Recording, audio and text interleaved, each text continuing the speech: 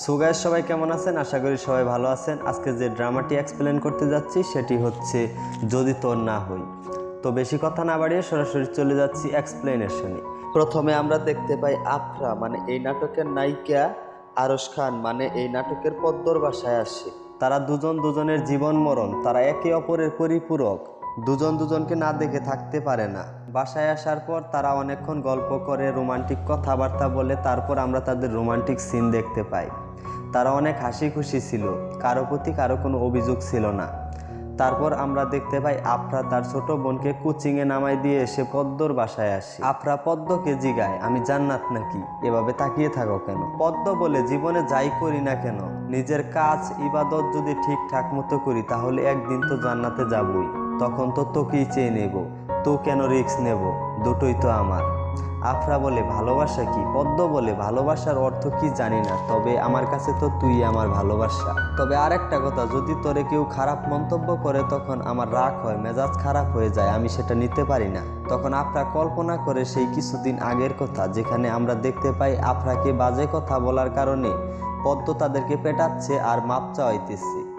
কল্পনা শেষে আফরা শুধু হাসতে থাকে আর বলে, তোমার যদি হঠাৎ অন্য কাউকে ভালো লাগে বা পছন্দ হয়ে যায় তখন তুমি কি করবা? পদ্ম বলে, পুরো পৃথিবীটাই ছেড়ে দেব। পদ্ম আফরাকে জড়িয়ে ধরতে চায়, কিন্তু আফরা মজা করে পদ্মকে জড়িয়ে ধরতে দেয় না। তারপর একদিন পদ্মর চাকরির ইন্টারভিউর জন্য আফরা নিয়ে আসে। ইন্টারভিউ শেষ হওয়ার আগ পর্যন্ত আফরা বাহিরে অপেক্ষা করে। পদ্ম আসার পর তারা দুইজন মিলে একটি ফার্নিচারের দোকানে যায় আর কিছু জিনিস পছন্দ করতে থাকে এবং দেখতে থাকে, যাতে তাদের বিয়ের পর কিনে নিতে পারে তাদের সংসারের জন্য। তাই আগের থেকে সেগুলো পছন্দ করে রাখতেছে। পদ্ম আফরাকে বলতে থাকে, আমাকে তুই অনেক ভালোবাসিস তাই না? ধরে তো ভালোবাসা পাবার পরও আমি অন্য কাউকে পছন্দ করলাম বা ভালোবাসলাম, তুই তখন কি করবি? আফরা বলে, আমি আপন মনে আপেসে সেখান থেকে সরে যাব, কারণ আমি তোমাকে ভালোবাসি, তোমার ভালোই আমার ভালো, তুমি যেখানে ভালো থাকবে সেটাই আমি চাই। পদ্ম বলে, মনে রাখিস কথাটা, তবে তুই অনেক ভালো, কখনো যদি মনে হয় আমি ভালো না তাহলে নিজেকে কষ্ট দিস না, কেমন?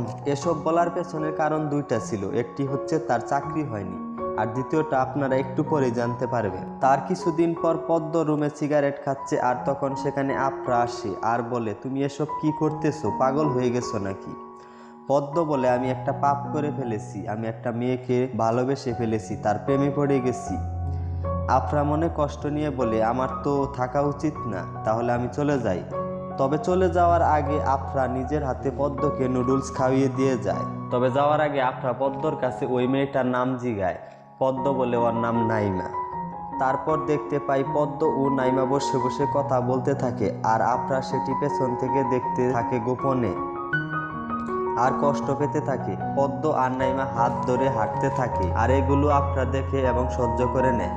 তারপরের দিন আফরার বোন পদ্মকে বলে, আপনার আর আপার মধ্যে কি হয়েছে, আপনি কিছু বলেন, একটা সমাধান দেন, আপু তো অনেক কষ্ট পাচ্ছে। পদ্ম বলে, ওকে বলে দিও আমি ওর কাছে মাপ চেয়েছি, আর আমাকে ভেবে যেন ও আর কষ্ট না পায় এটাও বলে দিও।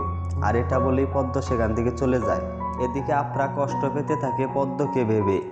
তারপর একদিন পদ্ম আর নাইমা রোমান্টিক সময় পার করতেছিল, তখন হঠাৎ সেখানে আফরা চলে আসে আর দেখে ফেলে। আফরা পদ্মকে বলে, তোমার সাথে আমার কথা আছে। আফরা বলে, তুমি অনেক ভালো, আমি আমার ভালোবাসা দিয়ে তোমাকে আগলে রাখতে পারি নাই, আমার অনেক খারাপ লাগে। এটা বলে সে চলে যায়, তবে দরজার ওপাশেই সে থাকে। পদ্মর মনে হয় আফরা এখনো যায়নি, তাই সে দরজাটা খুলে দেখে সেখানে আফরা দাঁড়িয়ে আছে। আফরা পদ্মকে বলে, শেষবারের মতো তোমাকে জড়িয়ে ধরতে চাই। তারপর আফরা পদ্মকে জড়িয়ে ধরে এবং কাঁদতে থাকে। তারপর সেখান থেকে চলে যায়। পদ্ম নিস্তব্ধ হয়ে যায় আর কষ্ট পেতে থাকে আর কল্পনা করে কিছুদিন আগের কথা, যেখানে আমরা দেখতে পাই আফরার বাবা পদ্মকে বলে, সব বাবা মায়ের ইচ্ছা থাকে নিজের মেয়েকে ভালো একটা জায়গায় বিয়ে দেবে, আমারও একই ইচ্ছা। তুমি এবং আমার মেয়ে পারো না আমার সুন্দর স্বপ্নটাকে ভেঙে দুমড়ে মুচড়ে দিতে। আমি তোমার বিবেকের কাছে আমার প্রশ্নটা রেখে গেলাম, তুমি ভেবে দেখো কি করবে। তোমাকে আমি কোনো হুমকিও দিচ্ছি না, তোমাকে আমি পুলিশের ভয়ও দেখাচ্ছি না। কল্পনা শেষে পদ্ম নাইমাকে সব বলে সেই দিন কি হয়েছিল, আর সেই দিনের সেই কারণের জন্যই আফরাকে পদ্ম বলেছে সে নাইমাকে ভালোবাসে। মূলত এখানে পদ্ম আফরার বাবার স্বপ্ন বাস্তবায়নের জন্য আফরাকে মিথ্যা কথা বলেছে। এদিকে আফরাকে বিয়ের জন্য রেডি করানো হয়েছে। ঠিক সেই সময় নাইমা সেখানে যায় আর সবকিছু বলে দেয় সেই দিন আসলে কি হয়েছিল আর কি জন্যই বা পদ্ম আফরাকে না করে দিয়েছে। নাইমা আফরাকে একটি চিঠি দেয় যেটা পদ্ম লিখেছিল আফরার জন্য। চিঠিতে লেখা ছিল, নিজের সাথে যুদ্ধ করে তোকে অন্যের হাতে তুলে দিলাম। আমার সাহস নাই তোকে অন্যের ঘরে দেখার। আমি দুই চোখ দিয়ে দেখতে পারবো না যে তুই অন্যের ঘরে, তাই সিদ্ধান্ত নিয়েছি আমি দূরে থাকবো, হয়তো অন্য কারো হাত ধরে। আফরা, আমি থাকবো না তোর গল্পে, ভালো থাকিস, আমি শুধু তোর প্রার্থনা রাখিস। সো গাইস, এর মাধ্যমে এই নাটকটি শেষ হয়ে যায়। তো সবার নাটকটি কেমন লাগলো সবাই কমেন্টে জানিয়ে যাবেন। আর আমার নতুন চ্যানেলটি সাবস্ক্রাইব করে সবাই আমার পাশে থাকবেন। সকলকে ধন্যবাদ জানিয়ে বিদায় নিচ্ছি। আল্লাহ হাফেজ।